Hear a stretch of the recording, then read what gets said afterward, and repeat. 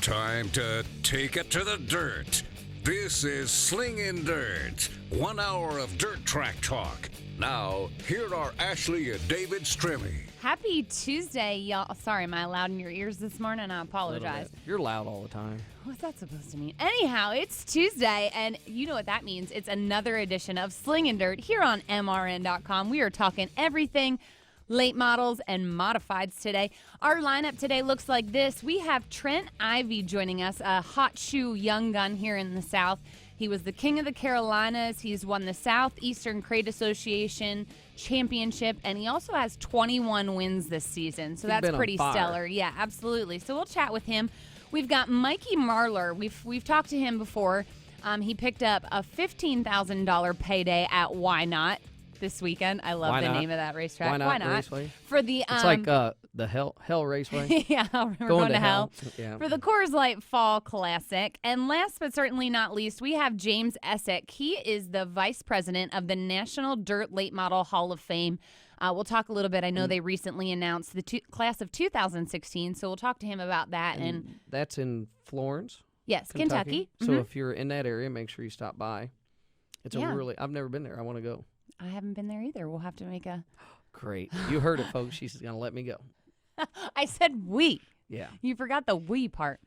But crazy weekend in the center steer world. What happened in big blocks? I just seen a bad wrecks. There was bad wrecks. There was a lot of, who was it, McCready and some other guys. Some of the guys are trying to test Charlotte this week for World Finals, and it's raining here, and it's raining tomorrow. So I doubt, because Thursday steps in their window of when they can't test. So it's going to be interesting. Well, you know, the weather is always beautiful up until Super Dirt Week. Beautiful up until World Finals. And then it always gets cold, but it's been a little different this year. So hopefully it'll be nicer. What happened in the big block world? Because I have no idea. Big block world. A lot has happened this weekend. I don't even know where to start. A lot of people are talking about the Hearn deal. Brett Hearn chose to go to Orange County for the Eastern States race this weekend instead of with his commitment to Super Dirt Week at Weedsport. A lot of talk about that, but I have to admit, I kind of agree with Hearn. I know he has a platinum deal with Dirt. Yeah. But he had the opportunity at a $60,000 payday at Eastern States this weekend.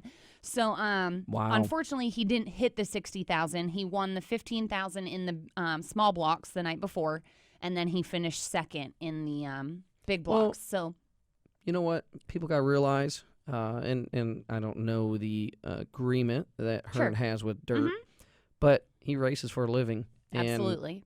He's got to race for the money. And Stuart Friesen actually also did the same thing in September. He kind of ex-nayed his platinum agreement. It's interesting. You'll see tracks or, that maybe do not have a series at like the big block modifieds, super dirt cars that. They're like, hey, we're going to put up money. And some guys are going there. And it's kind of, it sucks for even the fans because they struggle on where they're going to go. And I feel that's why Dirt's so successful, dirt racing, because if Lucas Oil rolls into town or like next weekend when the whole World Racing Group of the World Outlaws, late model sprint cars, and then the big block cars come in, who's going to be there. So I understand. I understand Dirt's point. The fans had expected Hearn to be there, and he wasn't. But at the same time, it would be like NASCAR if Dale Jr. didn't show up on Sunday. The only difference is you shouldn't schedule a race against another high-paying race. That was my point. Yeah, but absolutely. I don't know. A lot of politics. Big-time auto racing, you have that issue all across the country. I'm glad there's choices that them guys have. Absolutely. It's just a shame that these tracks go up against each other. We see it, even here in the South, the Midwest, these tracks, for whatever reason, out of spite, like to do different things. And I'm not saying what about that's you got the down case. here, Dipples? Get your own notes. Well, I'm ready to talk about late models. That's what I'm going to talk about. Well, hold on. We're not there yet. I told you it was the big block world currently. So Dipples Fuel from Syracuse came back. Or there was a statement released, I should say.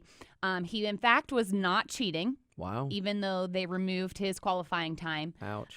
There was no additives in his fuel, but fuel did still not reach benchmark. So they're trying to say, VP is saying that he should have been more cautious about his fuel and the time and it being resealed and the air and all that stuff. So is just knowing, and it goes back to, because VP probably puts up a lot of money for Super Dirt Week there. He probably was running Sunoco or something else and has been running it and probably didn't get everything out of his system of the car. No. Well, what is it He then? was racing VP. He had gotten hurt, so he hadn't used the fuel in a very long time, from what I understand. And it wasn't sealed correctly, or the air had gotten to it, and it changed the color of it. It's like Will Greer, Florida State, football quarterback, goes, or the Gators football quarterback. Oh, well, I just used an over-the-counter supplement. Well, I'm calling bullshit on it, okay? I don't care if it sits around or not. Whatever, okay? Well, you should probably read the article. I don't care. Listen, okay, if you believe everything you read, no, give me a VP break. straight up said that there was no additives in his fuel. I don't know how you're going to argue with the benchmark of VP, but go ahead, you Sounds do like that. a bunch of bullshit going on. I don't care what they say. I'm calling bullshit on it. Well, anyhow, not this weekend. Next weekend is the World Finals. We talked about that. The points for the top three in the mud buses, as you like to call them. Shepard Decker is trailing by 81 and Hearn by 122. So it should be a good, interesting championship battle this weekend. Max McLaughlin had run the HBR car. Yeah. And it had mud bus on the side, and I thought that was awesome. So, and I hope folks don't. I had somebody say this week, "Oh, you don't like them push start cars." I just give them a hard time. We were at Port this weekend. World Outlaw Sprint Cars were there with the modifieds, which Dan Davies won. One of our customers beat me.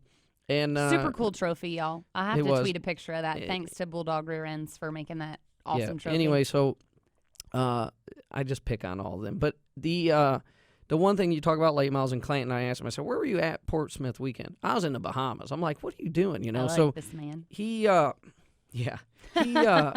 He's been, getting ready for World Finals. Anyways, as released last week, Steve Francis is released from Clint Boyer Racing, and Darrell Lanigan's going to run.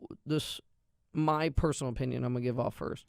Steve Francis will be better off because the Clint Boyer, and I'm going to be hard on Clint. He won't return my calls or nothing and come on the show, so he can come on and defend himself later. I don't know if we physically asked Clint to come on the show yet. I've texted him. And so anyways, Clint Boyer Racing, they had a successful season the year before, but everybody's program steps up. It doesn't ever stay the same, and they have struggled hard.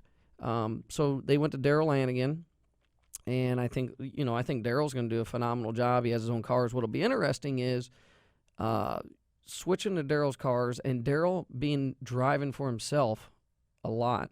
He doesn't have to, race for Clint. He has his own team, has his own stuff. But hopefully it works out. I could, it could go down to Florida, and Darrell go, "Hey, this just ain't working." He's going to go back to his deal because in Clint's program, there's high-profile stuff with sponsors and everything else. My thing is Francis and O'Neill, and they just, I don't think they had the opportunity to be able to run how they should have this year. And they got better towards the end of the season. They run better. Just like this weekend, the Blue-Gray race at Cherokee, they said O'Neill was fastest car there. I guess Madden got into him, cut his tire, come from the back, clear back to second. Madden ended up winning it. But I don't know. There's so many strong teams in that late model world. It's not like it was a year ago or 2 years ago, and they keep getting stronger. It is unreal the performances that these guys are doing, and that's why people go, "Hey, well, why don't you run late model?" I'm like, it's not. It doesn't look fun to me. It's so much work and people, and just it consumes your life so much. My modified, I can let sit for 3 days and go run it. But anyways, I think Francis will end up better off. We've seen I can't remember the gentleman's name who he's going to drive for. Tim Logan. Yes, Tim Logan. So I wish Steve best luck, and I wish Darrell Lanigan the best luck. I think it'll be interesting. And this is just my personal opinion. I think on Lanigan's side, it was more of a business decision. It was for to better Club 29 and what he's got rolling there. Well, from what I had heard, last Monday everything went down. Clint's trying to get some new cars, something going on, and Darrell just said, "Well, you ain't gonna be able to get new cars," and then they kind of cut a deal. So who knows what's going on? But World Finals, it'll be interesting because I would imagine Lanigan will carry the Georgia Boot colors. We'll see. You don't know. Anyways, I don't know. I think Steve's going to be better off. So Chris Mann ended up pulling off the blue-gray race. Bobby Pierce was up at Florence. He won the 50-lapper there. And then Kyle Strickler swept both nights, which I don't know if a lot of people had seen. There's a little video of Gilpin was leading and gets caught up there 4 wide. And, I mean, when you're the leader, you got to be very cautious getting through traffic. But he thought Kyle was on him, got into a guy. Guy got out of the car and started, showing his frustration against Gilpin. And then here comes Gilpin's grandpa, jumped on the guy. What? Pretty big brawl on the backstretch. So Florence was not a disappointment in the entertainment side there Sunday. It's awesome when your grandpa gets involved. It was crazy. That's so, awesome. Anyways, it was quite the entertainment. And then also, the blue-gray race was crazy at how, Ferguson had a fast car, broke his track record, and then he broke a rear end. They had to put another rear end in, and he had all these troubles and was very fast. So it'll be interesting coming World Finals because a lot of these guys have been testing that run in the Carolina area. It's going to be tough, just like Greg Irwin. He picked up the win there at Fayetteville. Mm-hmm. So, I mean, or was I saying it right? I think if you're from there, you say it Fayetteville. Fayetteville. But anyway, so he picked up the win there, and then Chris Arnold won the modifieds at County Line over there. So a lot of racing still in the South here that's been going on, and it was pretty good. Absolutely. Well, speaking of a lot of racing, this guy's picked up a lot of wins. We'll be back to speak to Trent Ivey. Keep it here on Slingin Dirt on MRN.com.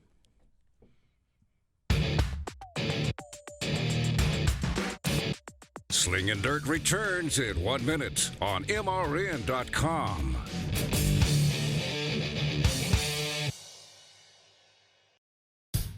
Dale Jr. here.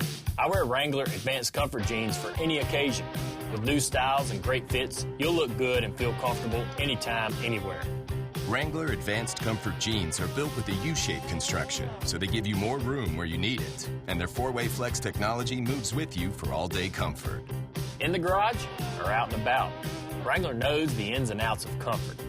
Wrangler, real comfortable jeans. The winner of the FVP Knoxville Nationals, Donnie Schatz. This is Winged Nation with Steve Post and Kendra Jacobs. Tony Stewart had the chance to spend a little time in Victory Lane. That had to be really neat. Absolutely. I think I was more happy to get him in Victory Lane with him being there and seeing the race. I don't know that he's seen us win the Nationals ever with the things that this whole team has endured in the last 2 years. I was glad to see a smile on his face and him be excited as he was. Winged Nation every Tuesday at noon, exclusively on MRN.com. This is Slingin Dirt on MRN.com. Now back to Ashley and David Stremme. You're listening to Slingin Dirt with the Stremmes. Our guest on the line now has been killing it this season. Picking up his 21st win, it is Trent Ivey. Welcome to the show, Trent. Hey, thanks for having me on here. I've been watching you guys' shows for quite a while. Well, awesome. We're happy to hear that. So, a Southeastern Crate Association champion, Carolina Speedway track champion. You won at the dirt track at Charlotte and 21 wins this season. What even comes to mind when you hear all of that? Cheating. No, Wow. I love this kid. Wow. That's awesome. It's been a phenomenal year for us. It's been such a good time more than anything. We just, everything's been clicking right along, and I think that's got a lot to do with it. Everybody's getting along. Good equipment, no failures. It's been great. I really enjoy it. How much of input does your dad have with your program? Because when I just seen you at the track and watched, I mean, he's looks like he's really involved with it. He is. He's been doing it for so many years. He's actually kind of hard on me. I'm sure that pays off, but it's hard having somebody there that's accomplished so much more and expects so much out of you. But he's so knowledgeable about racing itself and the race cars, he really has a good word to put in every time I strap in a race car. Pay attention to this, make sure you do this, and he's just a real good mentor, and he helps me a lot. Does it come when it comes to setups? Is he saying this is what you're running, or does he really let you play into that and do what you want?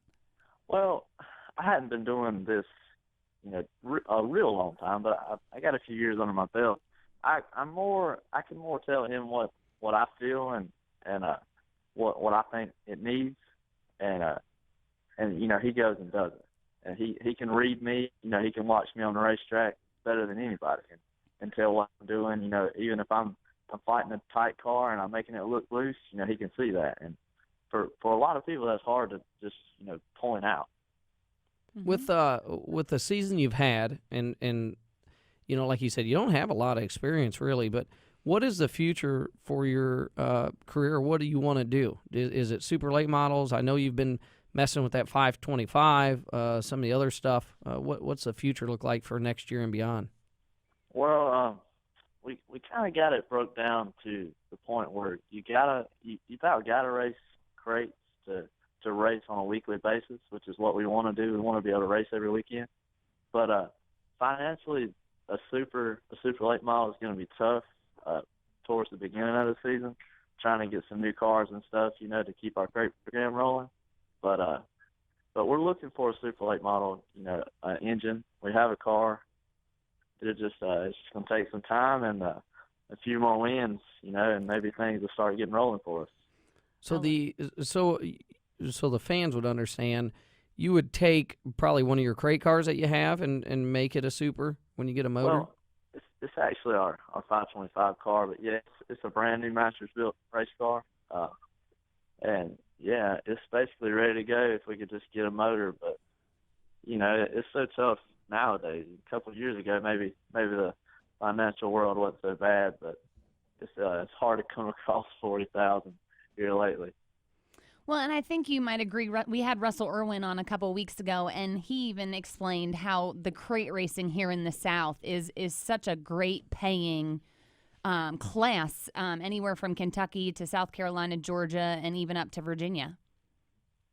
Yeah, it is, and even around here in the Carolinas, we the Southeastern Crate Association. That's probably the best thing that crate racing has ever seen, and basically because you can run in your region, you don't have to travel, and they can still provide bigger races for you that you don't have to travel 4 or 5 hours to get to. I mean, $2,000 races and stuff like that that's pretty good money for a crate late model, no more than the engines cost. And I don't know, I think that's the biggest thing is having a series that can allow you to run bigger races and compete against a lot of different drivers from a lot of different places.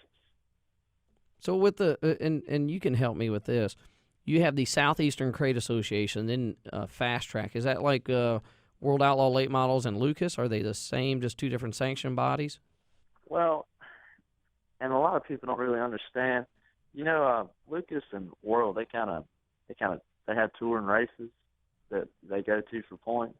Well, Esic you run for points every weekend, and they take your best 15 finishes out of all your races you run, as long as it's at a Esic sanctioned racetrack.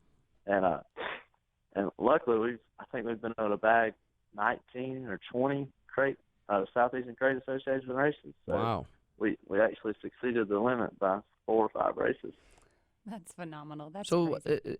So Esic does that. What's Fast Track do? Is that like another series? Fast Track. Fast Track has their. I'm pretty sure they have a touring series. We hadn't been on the Fast Track tour in I'd say 3 years, 4 years. So they travel a little more than we'd like to, because of the Upper Virginia, West Virginia region and stuff like that. But I'm not real sure if they have a regional series like Esic does. Mm-hmm.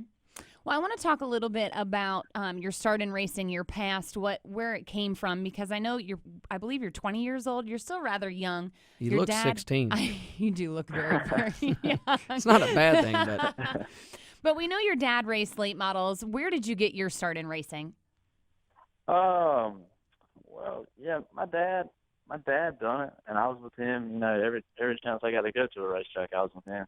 And it first came about. He asked me if I'd like to run a 4-cylinder. You know, like I knew that was coming. Yeah. So I was like, well, you know, I don't know, but he took me to a guy close to home who had one for sale, and he got me in there, and he said, well, we're gonna start it up. Oh God, I'm scared to death. You know, I'm like 12 years old. I'm scared, and I fire that thing up, and it's loud, and it's inside of a metal building. It's echoing off all the walls, scaring the death out of me. And that's how it all got started. And I didn't enjoy it there at the beginning, and I started winning, and I started understanding it. And them girls start coming to you? Yeah, not really, but but we tore a lot of stuff up, and I really started enjoying it when I got to run late models, because, you know, that's what I've always seen my dad do. And from then on, I've been more interested in racing here lately than I have ever. Well, that's not a bad thing, because you've been doing – I know, you know, I'd followed you a little bit, and then this year has been a terror. I mean, when you go on the track, it's like I remember people talking about Jeremy Clements and how he was running around the Carolina area, and you remind me a lot of that, because it's like your ability, and I'd really like to see you in a super if somebody, you know, has that opportunity to give you a ride. But is there anything else that you look at? You know, you ever want to go asphalt racing or dirt's where it's what you like, or, you know, is that something you want to pursue, being that you're very young still? Well, I would like to go further than a super late model, because I know, you know, you can't. It's hard to race for a living, and racing super late model. And but I would like to go to the supers first, and then see if anything happens after that. But I'd be very content running supers from now until, you know, I get old as my dad, I guess. He's not that old. Come on now. Yeah. The famed number 88. Tell us where that comes from. My dad, he had a bunch of different numbers. He drove for a lot of people, you know, in his younger days, probably my age, until he was, I don't know, 26, 27. He got his own number. He started out as number 13, and I don't know where the 88 come from, but he asked me what number I wanted to be when I started, and of course, you know, it had to be number 88. And Jimmy Schultz, our dirt rap, he does all our graphics and stuff for our cars. He come up with a signature 88 that I've had ever since I started, and, you know, that means everything in the world to me. It's awesome seeing that 88 a bunch of different places now. With you know, you traveling around the Southeast, is there any tracks that you'd like to go to that you haven't been able to run on yet? Well, they have the Fast Track World Championship race at Virginia Motor Speedway. I actually got to see Dad race there one time in supers when he drove the K&L Wrangler machine. And that's just one track that just always stood out to me. You know, we went to Eldora for a fast track race, I don't know, probably 4 years ago. That was awesome. That's one of the most famed dirt tracks ever. And just a few more places like that. You know, running Charlotte was a real big deal to me. And not only winning there, that was insane. I don't think I could sleep for 2 nights, but stuff like that, you know, these big race tracks, you see all you big stars run at. I think that's cool. Mm-hmm. Well, the season's starting to wrap up. Do you have any races left this season?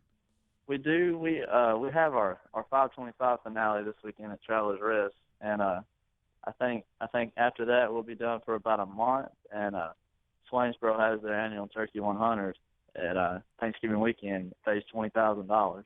Wow. And yeah, we actually were done pretty good there last year. We qualified fourth. And got into it with some cars, didn't finish, but I think after this year we've learned a lot. We plan to be a contender there this year anyway. Absolutely. What's one of the things as you look at a driver and as yourself that you've learned from last year to this year? Well, if anything, it's been keeping a level head. You know, just, you know, realizing your surroundings and, you know, what all you have to do to be successful, and you know, on and off the racetrack. I've learned a lot just racing about twice a weekend, and just learning, you know, just learning to be consistent, and I I've kind of calmed down. I used to be a little wild, but I think we're getting somewhere now. Them 4-cylinder cars do that to you. Yeah. I joke around because when she asked that question of how you got started, and when I moved here, and as I've learned more, the Carolinas are solid for the 4-cylinder cars. I've never seen people take them to the level. Yeah, serious, and the level that they do there, and they're fun to watch. So I could see you probably being a little wild, and calming down some, but those cars you gotta get wild in, it looks like. Yeah, I tell you, the first time I ever drove one, we were at Cherokee, which is our home track. It's like right near the house, and I started second row outside. It's my first ever race. My dad said, whatever you do, just kind of keep, take it easy a little bit, just get everything used to it. Well, they dropped the green flag, man. I split the front row and went into turn one and spun out in front of everybody. And it was hell ever since then. He knew he had problems. He knew. Well, I know awesome. I've always enjoyed watching you at the track, and we'll keep up with you here, especially Thanksgiving weekend, that big 20,000 to win race. And again, congratulations on your success this year that you've had. All right, I appreciate y'all having me on here, and I look forward to seeing y'all at the racetrack, too. Sounds good. Thank you. We appreciate you being on. Bye. I love it. Listening to him, and he's like, I've calmed down and I'm 20, It's really cool because, some of the guys we've had on, Bobby Pierce, Devin Moran, they all are so level-headed for their age, and it just, our future of the sport is in good hands. Well, you got to look at, they start racing very young age, or like Trent, he's been around racing, and that's the thing that is so different. We got a generation difference of, like I remember I was 15 and went to race, and they wouldn't let me race because I didn't have a license. Nowadays, he started when he was 12.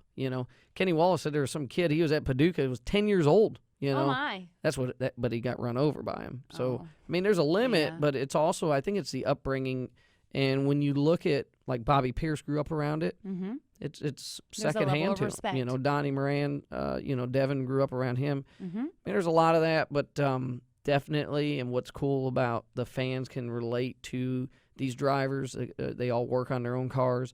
I'd seen Trent at the track. We'd parked by him one night at Carolina, and that's how I kind of got watching him. And I'm like, man, this kid here, he's pretty respectful.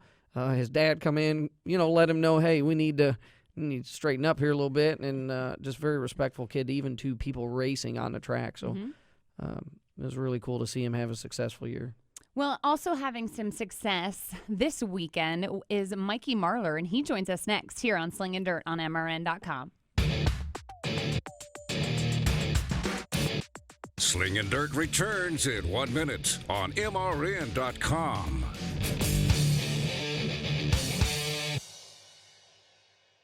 It's all over at Martinsville, Virginia. Richard Petty has pulled it off. Throwback Thursday, classic MRN race broadcast on MRN.com. Waltrip will win the track race to turn 3. Earnhardt gets him. Hard into the wall goes Waltrip. Hard goes Earnhardt. Everybody else spins either way. Out of the number 4 corner down to the line. Neil Bonnet is going to win. The Northwestern Bank 400. He'll beat Waltrip a 2-car length. What a finish here at North Wilkesboro. Throwback Thursday, Thursdays at 12:30 Eastern on MRN.com. When the smoke settles, the entertainment never stops. It's a crazy place. It's easy to get lost out there. On race weekends, your favorite NASCAR personality is an everyday superhero. Wonder Woman at the front of the field, Danica Patrick. But when they leave the racetrack, they're just like everyone else. I can whistle out and in. Wait, nope, failed. Sorry. I'm Susie Armstrong. Join me on a daily journey as we discuss the hot topics and engaging personalities of NASCAR Nation. Ned Jarrett's World of Racing, weekdays on the Motor Racing Network. This is Slingin Dirt on MRN.com. Now back to Ashley and David Stremme. Welcome back to Slingin Dirt. We're your hosts, Ashley and David Stremme. Now joining us is your, I giggle every time. Why are you laughing? Why not Motorsports Raceway Park Fall Classic winner, our good friend, Mikey Marler. Welcome to the show, Mikey. Hey, guys. Hey, am I allowed to call you Mikey? You've always been Mikey to me, but I know your name's Mike. You know what? I hope I get to live my whole life and people call me Mikey, so it's all good. Okay, good, because it just flows better, too. I want to ask first question. Go ahead. What the hell was going on at Portsmouth? Portsmouth, oh my gosh, it's just a wild and crazy deal. I wish I had a radio, because I'd have been like, you're in the I think it was the B main or last chance, I don't know what you want to call it, and you were really good, and I'm like, get to the bottom, and you're up top trying to make it work, but you had a little hard luck there. Well, yeah, I just actually what happened was I got a good takeoff and got the lead, and then they called it back because a guy jumped, but heck, he was like in the 4th or 5th row. And so the second start, I was about to get the lead back again, and the guy on the bottom pushed out and got against me and got me on against the fence. And then he went in the next corner and spun out in front of the whole field. Yeah. So I tore all the right side body up, and these cars have no side force when the body gets tore up, and I was wanting to run the bottom, but with no door, I couldn't. Yeah, I seen you're wounded there. Just couldn't make it work. Well, speaking of intense laps, now I haven't seen a video. It's just what I've heard. I heard y'all were 3 wide on the last lap this weekend, and you were the one that came out the successor. Oh yeah, it was a wild deal. Why not? Just, in my opinion, all those Mississippi racetracks, all the ones I've been to at least, are, man, I haven't seen a bad track down there yet, and they're all just really racy, and they're all like way different types of racetracks and racy. So I don't know what they got going on down there, but they got some pretty good racing going on. Well, to beat Billy Moyer says a lot, because and especially in Landers and them right there in what I call their backyard. Are you coming to World Finals, and have you been, obviously you've been working on your stuff. What's your plans here coming up?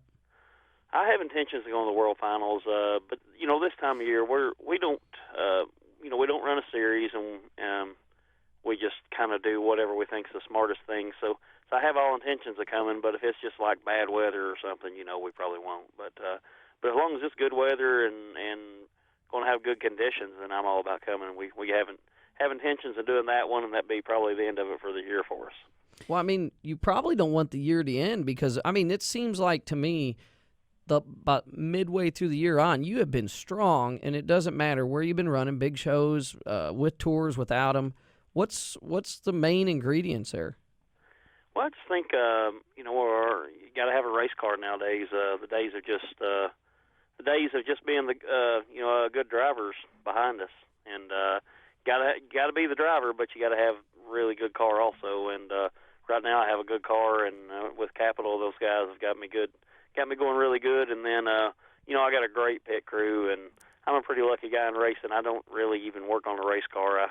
I go by and look it over, and I might dyno a shock or set it on the scales or something. But the day-to-day stuff, I don't remember the last time I tightened a bolt on it. So I'm a pretty lucky guy as far as racing goes. They got good equipment and stuff that can win, and ain't having to work too hard. So having a lot of fun right now. And I hate to see the year end like this, but it's inevitable and going to happen. And we just try to take care of our equipment and have keep the steam rolling until next season. When we have to stop. You've definitely been my black horse. Your results are phenomenal for, jumping in midway through the season like you did and not starting out at the very beginning. But the wins have fallen as they may, but I'd love to know your stats of top 5s and top 10s with these top series that you're running with, because it's extremely impressive. We've been fortunate, and we our style of racing, we go to a lot of really high paying or stiff competition events, but where we don't run a series, we don't have provisionals. So I think some of that maybe, when a guy's got a provisional and he runs a series, he can be a little less aggressive because he knows he's in the show. Mm-hmm. And when we go, we got to go assuming, we're not even going to make the race. So we go with just the intent of every day's a new day, and there's definitely no freebies where we don't run a series, so we can't have a mess up, So like the one at Portsmouth, that ended up, we didn't have a provisional, we just had to set it out. And but yeah, I mean, we've been fairly consistent and just got a good little system. And a lot of people, on my little team, we don't have a big team, but we got a steady flow of people. All the same people's been around quite a while now, and Josh Davis, my crew chief there, he keeps everything going on the race car, and then got Jerry, guy that helps him, Jerry's come along this year, but he's been a real big plus on our team to help us. So it's all about, nowadays, like I say, the driver is less a part of it than he used to be. It's more about your team and your cars, and we just got everything working right. How does you talked about the capital cars and with change in the last part of the year, do you work with a lot of the other drivers or with capital when you talk about not running every weekend or not having yourself working on the car? How's all that work out? Well, what's cool about Capital is that they're a it's I remember when I first come into racing, you had the GRT teen cars. Yep. And all them things were running good, and that era, I don't know what them guys were doing, but I kind of pictured it as being just a big open notebook team type thing. And with Capital, what's cool about Capital is they got Dixie and Rome right there in their backyard. They got a lot of guys that run there, and they do a whole lot of testing. And testing and racing testing's two different things in my opinion. And they're getting actual on racetrack racing for a purse type testing every week with some of the guys that race right there at Dixie. So those guys behind the scenes are a big help in that deal because when I've got 80 cars in a field, the last thing I'm doing is trying something I've never tried before, And so those guys, I was actually at Pittsburgh and at that race, and Marshall Green, the owner of Capital, he had one of his guys that does a lot of testing with him. They were at Dixie, and my feature was starting at 9 o'clock, and the Dixie hot laps was like at 7. So they had the stuff on their car at Dixie Speedway that I was going to try to run at Pittsburgh that night 2 hours later. so we're communicating cool. Like that. They're at this racetrack testing this something an hour before I hit the racetrack for a $20,000 or $30,000 race up the road somewhere. That's what's interesting because I know you've drove for other with other brands, and as I've been with our company, listening to other customers and people, it's interesting at how some people, like you said, they might have their own little group, and that's who they share with, or others they're like, hey, we're trying to help you all around, and that's what's interesting when you listen to the different brands of manufacturers. Yeah, they all have an agenda, and Marshall, he's he's not actually racing. He don't have a race team or no preference on who's going to do good or bad. So he's just he's about the company, Mm-hmm. And so yeah, it just works really good. I mean, they're Shane won the race there the other night, and Shane Clanton was one of the first guys to congratulate me in the infield. Mm-hmm. And he actually got caught up in a wreck and walked up and finished watching the race, and he's one of the first guys. He was as happy he might have been more happy that I won than I was. And yeah, it's just a different it's a different deal. And I had that once before with Jimmy Owens, and me and him kind of had a deal like that, and we were had a lot of success and won a lot of races together, and there was complete honesty and he was a little bit of a mentor to me. He was a little older than I was when we was doing that there, and still is. But he was established, and I was just coming along. And so me and him had a little deal like that where we kind of had an open notebook, and he was building some cars and asked me to be one of the drivers of them. And so we had that deal in 2002 with him and had a lot of success. So that system works really good. I mean, you gotta be can't have any secrets in racing amongst the team itself. Absolutely, you're exactly right. Well, you said that you don't have to worry about turning wrenches on your race car. What does an average week look for Mr. Marler? Well, I've got my towing business I do, and so I'm out doing that, and then in the in between times when I'm not busy or not doing anything, I go by the race shop and hang out there, and I might check a right front shock or be working on something like that. But as far as any maintenance stuff goes, I don't have to mess with any of that or fix quarter panels or wash the car. So I get, and there's been times when I done it all. Through my career, I was the truck driver, race car builder, shock changer, everything in one, So I've paid. I guess I've earned my place there in that deal. But it's a system where those guys take all the heat off of me, and they want to win as much as me. And David knows that this racing is a lot about having your mind right too. So when you get to the track and you don't care if you bend that quarter panel because you ain't the one fixing it anyway. So you don't mind to squeeze it a little more. That's hilarious. I love it. What about the last time we talked to you? You had some old hot rod you built. Was it a rat rod or something? Rod, yeah. Yeah. That was my project there last winter.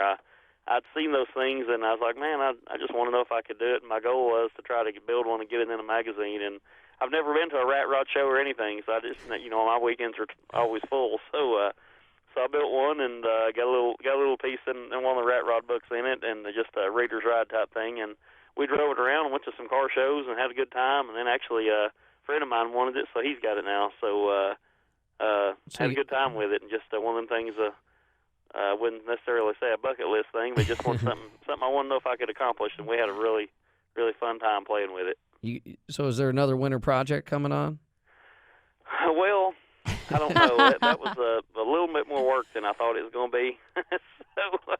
So I'm not sure what this winter is going to be. I think Stacy and I might take off and take us a nice little vacation this winter, maybe. That's awesome. Good job. Good job. Absolutely.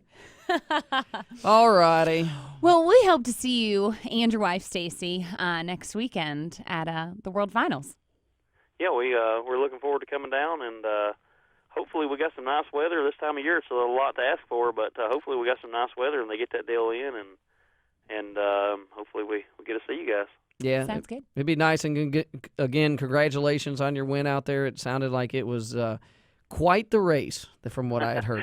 Oh, it was. Yeah, Billy Moyer and I, we had like a 5-lap dash, and he was on soft tires and I was on hard ones.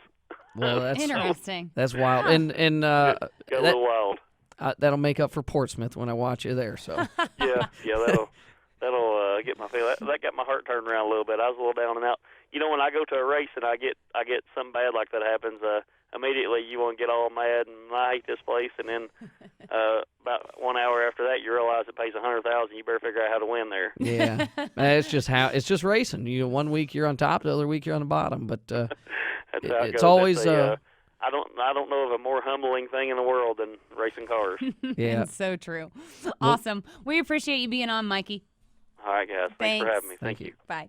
Always enjoy talking to him. He's a good dude. I love him. He's had his plate full, and then somehow he's racing because he was telling me about his towing business and all this stuff. Yeah, it's a 24-hour towing business. And then they got their family business, his parents and that, and it's crazy. But he's been on fire this last part of the year. I mean, just very, very competitive, and it's what makes me think is I go, man, if he would do it all the time, like full time, it's crazy. But it says a lot about his program. Absolutely.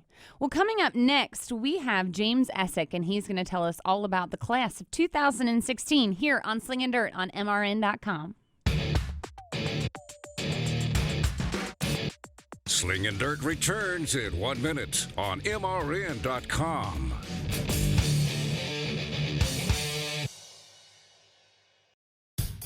Dale Jr. here. I wear Wrangler Advanced Comfort Jeans for any occasion. With new styles and great fits, you'll look good and feel comfortable anytime, anywhere. Wrangler Advanced Comfort Jeans are built with a U-shaped construction, so they give you more room where you need it. And their 4-way flex technology moves with you for all-day comfort. In the garage or out and about, Wrangler knows the ins and outs of comfort. Wrangler, real comfortable jeans. Your regular weekend pit stop for country music at the speed of sound is at America's Tailgate Party, NASCAR USA. Join host Rob Tanner as he cooks up 2 hours of tasty country hits. The grill is sizzling with hot news, features, and reports from the racing hub of North Carolina and straight from the tracks across the country. The race is on, and we've got you covered. Rev up your weekend at America's Tailgate Party, NASCAR USA.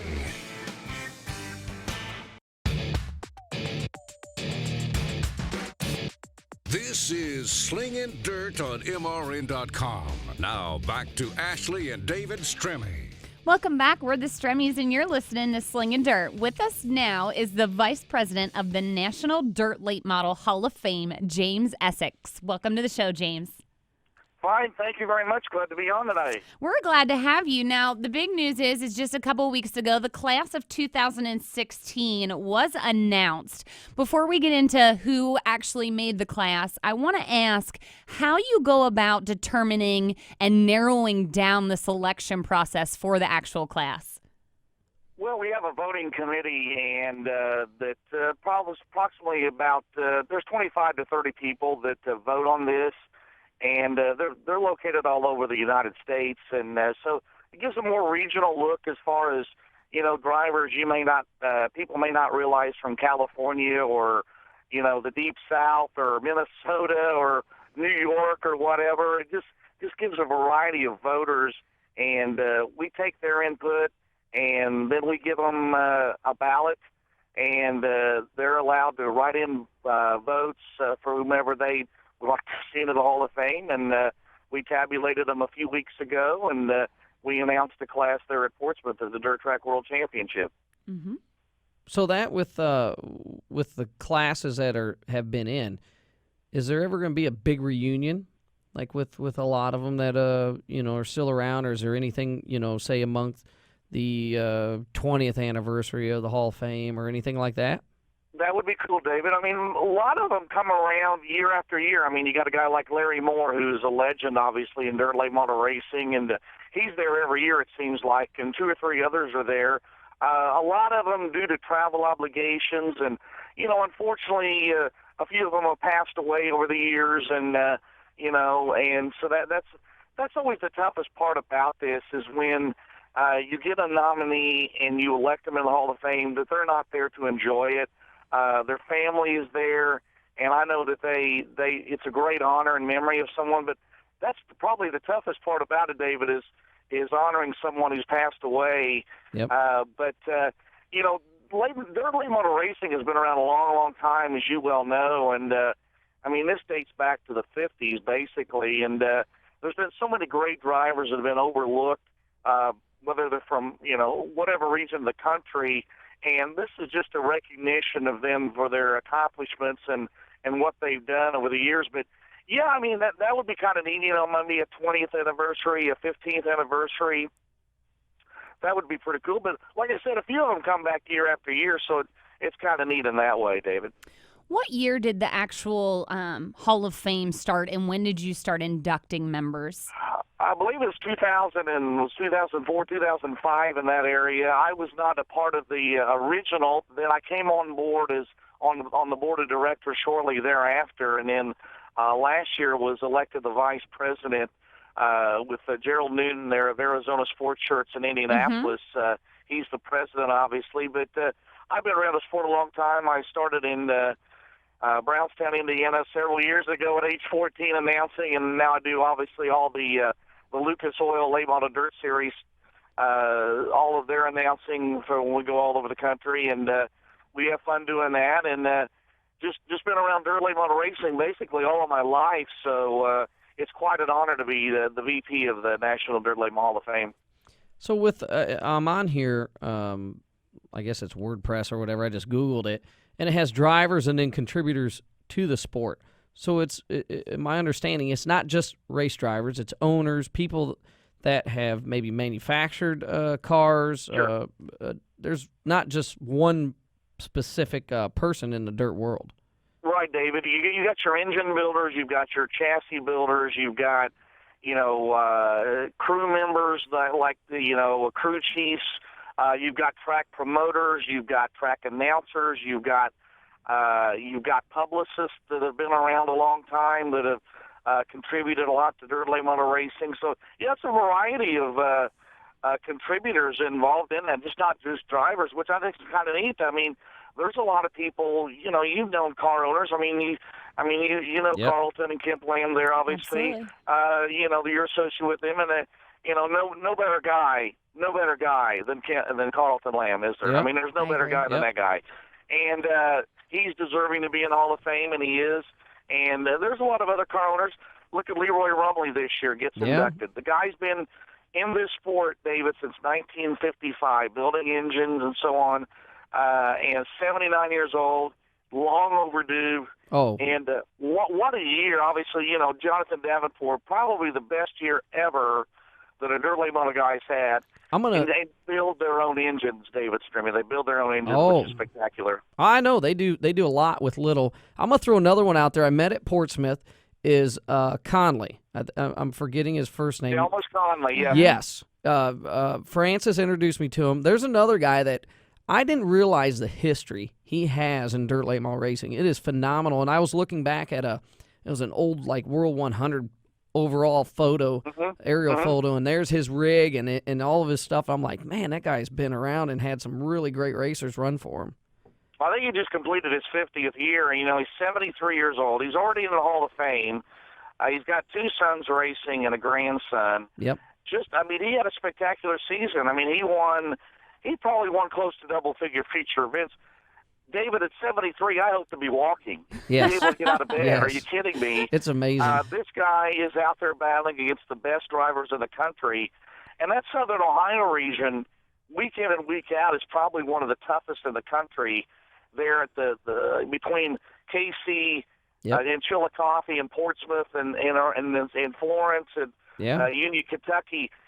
This guy is unbelievable. He had some bad luck at the dirt track, but what he's contributed to the sport, having 4 teams basically is unbelievable. Yeah, the guy can still get it done, David. Yes, go ahead. I'm gonna throw you another one in the central northern region of Illinois named Kevin Weaver, who has been racing for quite a while.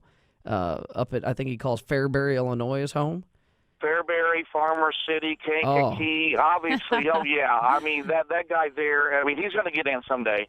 Yeah. He's going to get in someday. What a spectacular he had, and I'm glad to see it. One of the great guys in the sport.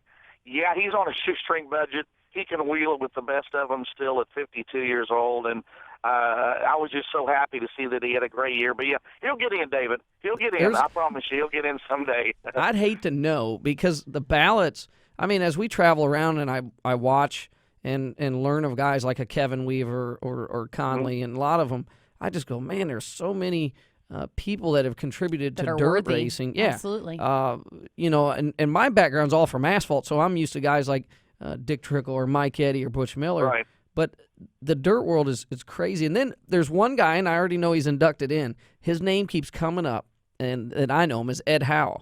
Absolutely. I never knew he had so much history in dirt racing. Well, when all this got going, like I said, to the 50s, 60s, basically to the late 70s, everything was home built. Yep. These guys did their own. They take a car out of the junkyard, knock the glass out of it. You know how it was, and raced. Well, he was really the first. He and C.J. Rayburn are the two that I think the world of. That I think that they're the ones that really got this thing going the way it is, and now the way it is today.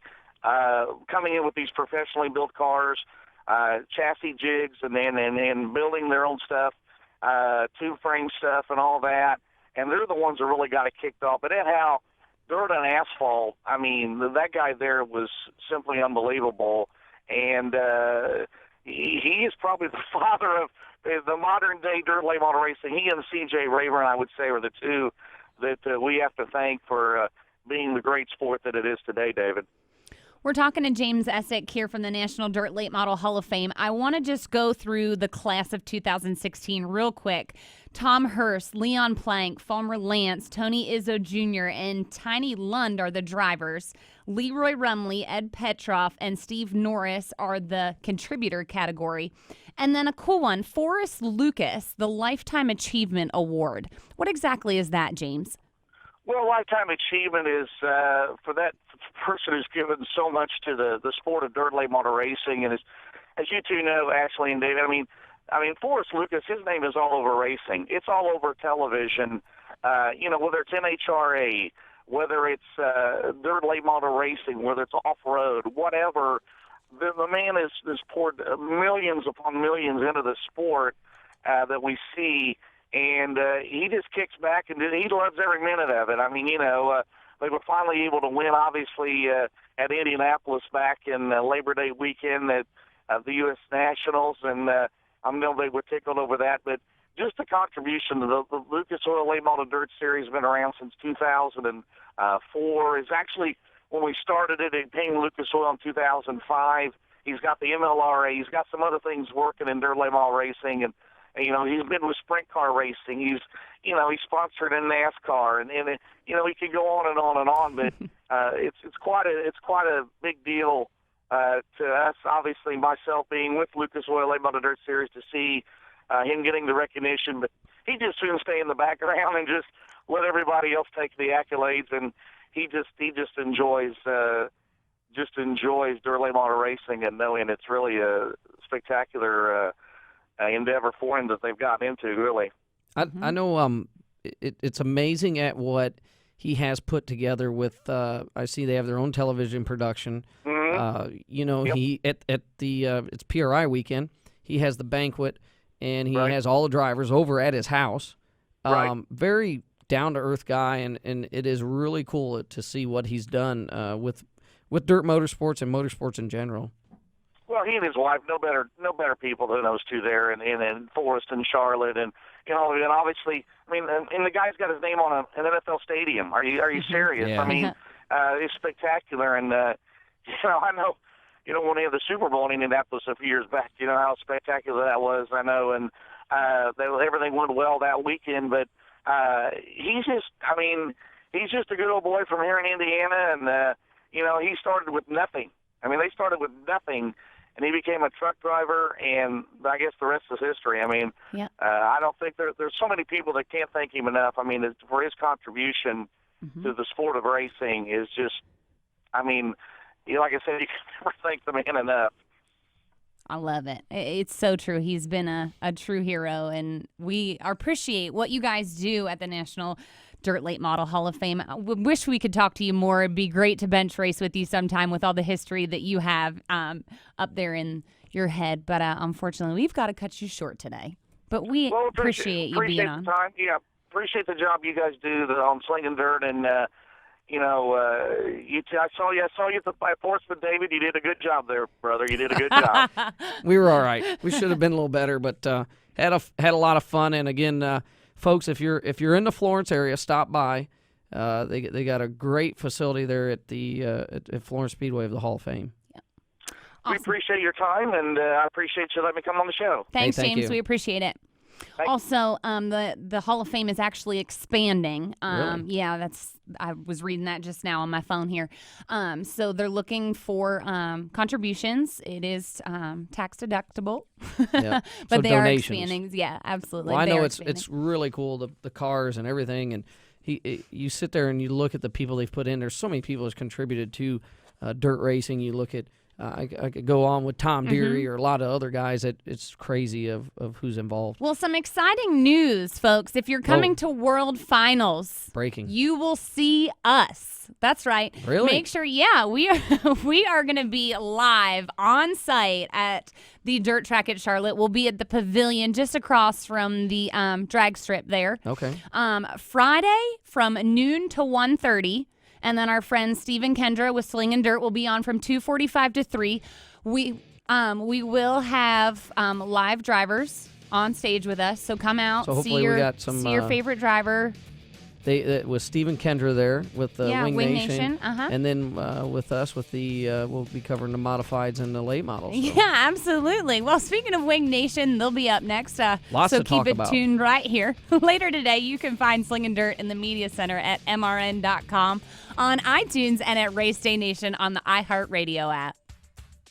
This has been Slingin Dirt with Ashley and David Stremme. Listen every Tuesday at 11 Eastern on MRN.com for more news, interviews, and opinion from dirt tracks all over America. Slingin Dirt is a production of the Motor Racing Network. All rights reserved.